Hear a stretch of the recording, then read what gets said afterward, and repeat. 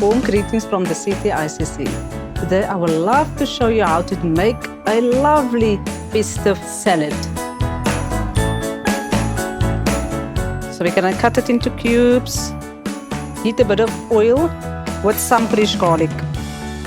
So you're just looking for the goldenness of the garlic. Now you take the sweet potato, guys, add some seasoning into this pan. Once my sweet potatoes cool down, I will start plating it up.